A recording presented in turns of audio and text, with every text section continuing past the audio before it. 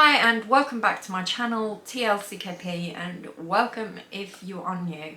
I am a disabled mum of 3 and will be posting videos on family life, being a disabled mum, bringing up a baby whilst being in a wheelchair. So please like this video and subscribe to my channel if you could. Please feel free to comment on anything you would like to see from my channel. So I do apologise for the break in videos. I did plan on getting a video up last week. However, unfortunately, as the title of this video will suggest, we've all actually come down with COVID. So what I thought I would do is, I thought I would talk to you about the symptoms that we've had, how we found out that we had COVID, and especially regarding Penny and what the ins and outs were with testing positive for a baby. So my daughter's boyfriend actually was staying with us for a couple of days and he actually tested positive, and this was 2 weeks ago. Now, he self-isolated obviously here, but had to do, excuse Penny, she's just playing with her dad. So my daughter's boyfriend had to self-isolate here as he was already here. So he isolated in a room that was separate, but unfortunately, as it happens, that we must have caught it from him just by being in the same house.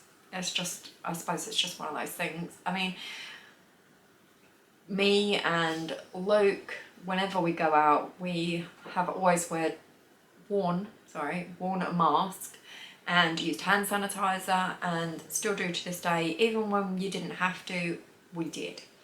And so it is frustrating that we all come down with it, but I mean, it is just one of those things.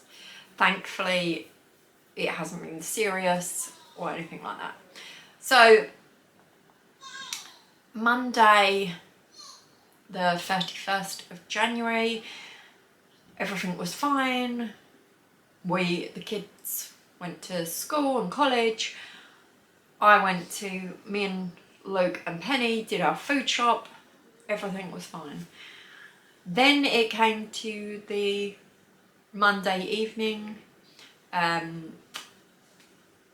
Chloe started to feel a little bit ill, not too terrible, and when Luke came to bed he also said he felt a bit ill. So then on Tuesday morning, Luke decided to do a COVID test just to make sure, because like I said, he felt a bit ill, as did I. And he had a line, not a dark line, as in a positive line, on a lateral flow test. It wasn't terribly dark, but it was there, as did Chloe and as did Kai. Now, I did one on my own. There was no line at all. There was nothing there at all. And because Penny had been not herself on the Monday, she had been just not very happy, crying a lot, sleeping a lot, not eating loads. So we decided to do one on her too. And as I did it, the way I did it on her is, because obviously I breastfeed, I breastfed her and I put the swab up her nose while she was on the boob, so she had a little bit of comfort, so it made her feel a little bit better. Of course, she screamed like crazy and absolutely hated it, but I did it as quickly as I could and as gently as I could do it on her. And so I finished doing her test, and as the liquid was going up the lateral flow, when it got to the T, there was a line straight away. And then the liquid carried on and went to the C, the control bit, and a line came up there as well. So the test had been done correctly, but her test line was actually a lot darker than her control line. And like I said, mine had nothing on it, but everyone else's did. And Chloe's boyfriend once again did the test, and his was darker than it had been the previous days. And so we were all, so of course I had to self-isolate with them. And so I thought, right, just to make sure, we should get PCR tested. So I immediately went on the government's website and booked myself, Luke, Kai and Penny in for a PCR test at our local walk-in clinic, test centre, sorry. And because you can only do yourself and 3 others, so I did us, and Chloe did herself because she's over 16, and her boyfriend did himself too. So they walked down there, I drove, which you are allowed to do, you're allowed to drive, you're allowed to go out to go and get a PCR test done, so that's what we did. And we went there, and at the time that we were supposed to, I believe you got a half an hour slot that you had to arrive between, and so that's what we did. We arrived, I believe it was between 12 and 12:30, and I believe we arrived just after 20 past 12. And Chloe and her boyfriend booked around the same slot, and they got there about the same time as us. And so when we went in, we scanned our QR code that I had been sent for me, Kai and Penny via email, and my husband had his own on his email. And then we went in, they gave us the little test kits. Luke and Kai did theirs first, and for the adults one, you have to swab the back of your throat, so either side, like the edges of the back of your throat, not the tonsils, so if you've got them, but the sides of your throat, and then you have to do one side up your nose. I think it's 10 times, I think you have to turn it. And so they did theirs and then put them at the back opposite ends of the table so they knew whose was whose. And then it came time for me and Penny. So I decided I would do mine first while Luke held Penny. So I did my own. And then for Penny, they said that it had to be done slightly differently. So you don't do the back of their throat, you just do each side of their nose, and they like you to get 10 times in each nostril, but obviously she's only a baby, so they just said just try and do 5 times in each. And so I did it again while I was feeding her, which they were fine with. So I did it as quickly and as as painless as I could on her, but again she screamed and absolutely hated it. And then I put her straight back on the boob, and then when Luke pushed me out in the wheelchair out of the place, I just kept her on the boob until we got back to the car. And luckily it seemed to comfort her. But anyway, so that day I phoned my GP. So I did that in the morning, and but didn't speak to him until later that afternoon over the phone. And I was concerned about Penny because, like what my sister said, wouldn't know what to do if a baby had COVID. And so I know for adults and older kids it's usually paracetamol and things like this, but I didn't know what to do in regards to Penny. I didn't know what to expect and things like that. I will say, obviously I'm not a medical professional, I'm not an expert in COVID or anything like this, so I'm just telling you what happened to us and the advice that we were given personally. So with Penny, we were advised to keep an eye on her, give her as much milk as she wanted, and to keep up with the cowpole. And that was it, and keep an eye on her. And if she showed any signs of getting worse, we were to phone 111 or 999, depending on the nature of the emergency. And again, we were advised to do that for us too. And my GP did say we could get a pulse oximeter as well, which is just one of those devices that goes on your finger, which measures your oxygen levels. Obviously COVID messes with that kind of thing. So So in regards to symptoms that we experienced, now Kai, he just got some achy legs, bit of a snuffly nose, and did experience some diarrhea, but that was about it. Luckily, it was nothing more than that for him, and like I say, we got the results back. We did the test on the 1st and got the results back on the 2nd, like early hours of the 2nd of February, and we are all still testing positive to this day. So, but luckily Kai's not experiencing any more symptoms or anything like that, so he's doing all right, thankfully. He's not back at school yet. We are out of isolation on Friday of this week, so fingers crossed he'll be back then for the last day of the term, the last day of half term, before he gets a week off again. So Chloe she's just been feeling the fatigue, I'd say, more than anything. It's she's been feeling extremely tired and doesn't really have much energy to do anything really. But apart from that, oh, and a cough, but that seems to have subsided, luckily.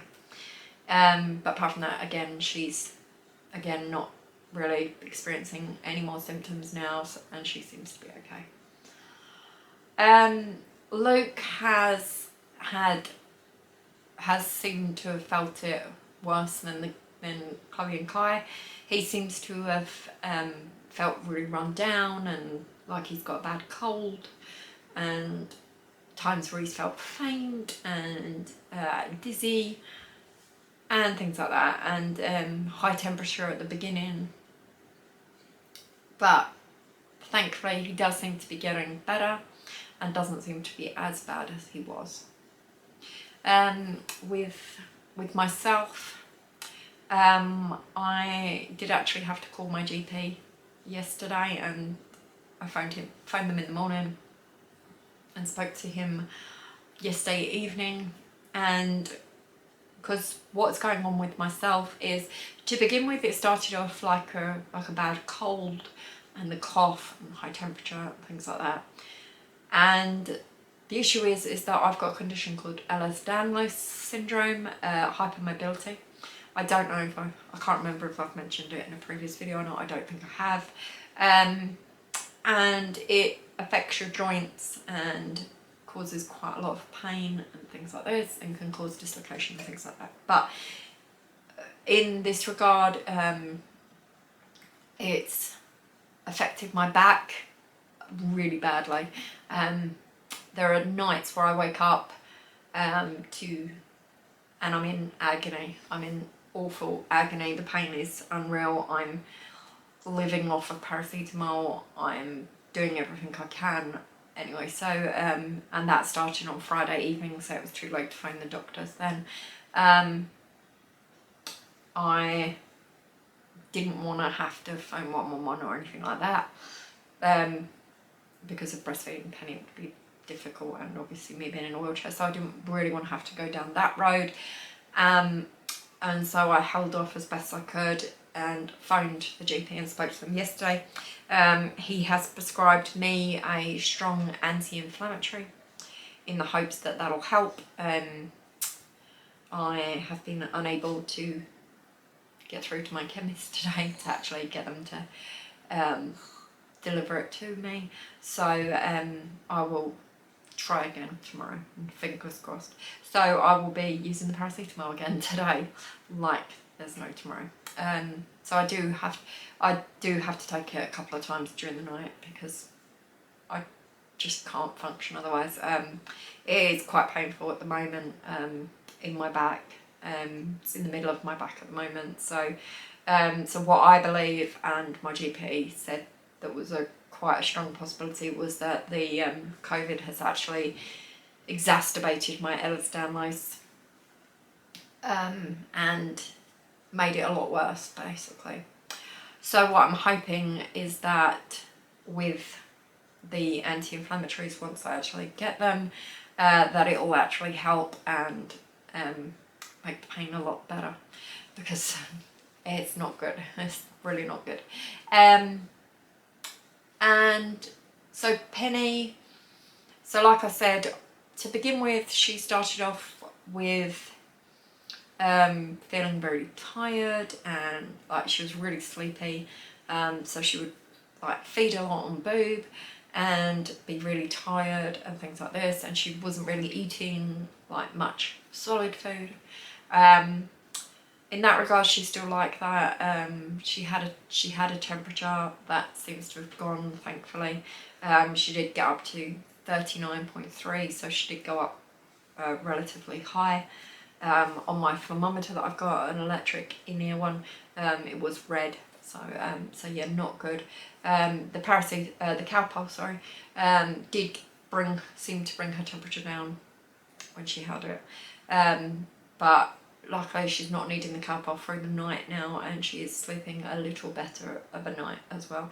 Well, it's good for Penny, as that is, and so now she's still, like I said, we're a week into it now, because it's now the 8th of February, the Tuesday, and a week since we tested positive, and Penny is still not eating as much as she was prior to COVID, and I think the big thing that is still ongoing for her is it has affected her eczema. Now she's got quite bad eczema on her body. Usually it's just on her face, just on her cheek, and she gets tiny patches on her body. However, it's now worse on her body, and I did speak to the GP when I spoke to him last Tuesday, and he just said any infection will make eczema worse. It's just one of those things. And so we are applying the steroid cream that she got prescribed every day, just in more places than we were, and we have some Epiderm moisturiser that the GP also prescribed. We did get some off of Amazon prior to that, because someone recommended it, but the GP then prescribed some more of it, a bigger pot of it basically. So we're using both of them. We're trying not to shower her as often, because it is affecting her skin. It's drying it out more and making it more itchy. But again, you know, it's really difficult trying to keep it under control, and obviously we can't go to the GP so that they can check it out. Her chest area is actually not great at the minute, so I'm hoping that that does improve. So yeah, just a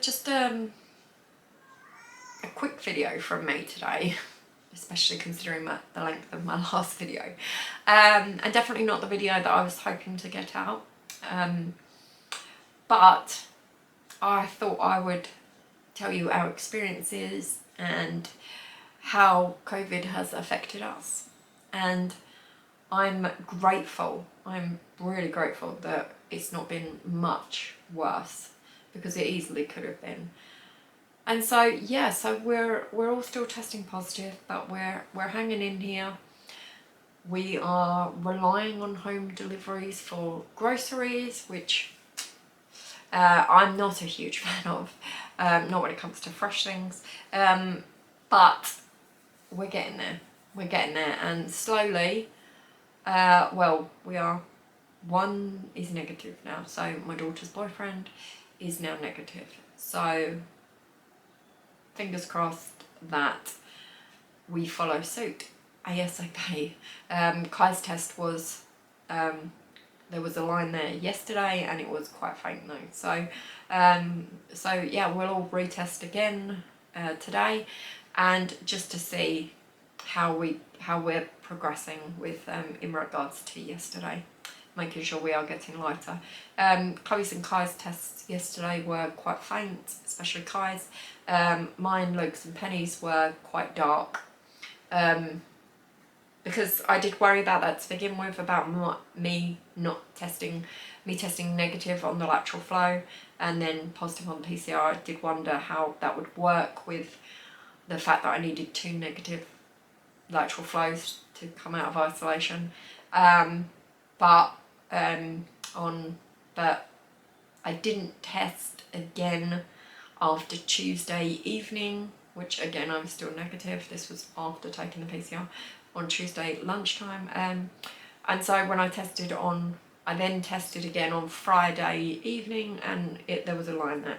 And then I tested again yesterday, and there was a much darker line. So I'm not quite sure what's going on. I would hope that we all improve, basically. I did forget to mention one of the symptoms that I'm suffering from still is the lack of taste, shall I say. I won't say loss. I can still taste things. It's just that I eat something and I'm like, doesn't really taste of much. But yet my son will try it, and so Kai will try it, and he'll wonder what I'm talking about. And so, no, it's completely fine. So, but I don't know if you can hear, but my nose is still a little blocked, and I can still hear it in my voice. So I'm obviously still suffering from the effects of it. So I do hope that we, just get over it ASAP, and hopefully it doesn't get worse. The GP did say first week's usually fine. It's the second week, if you're going to get bad, it may occur in the second week. So, and we are just started week 2. So fingers crossed that it doesn't get worse and that we are all on the road to recovery. So thank you for watching, and I do appreciate that I've not been consistent with my videos, as in getting them out on certain days and certain times.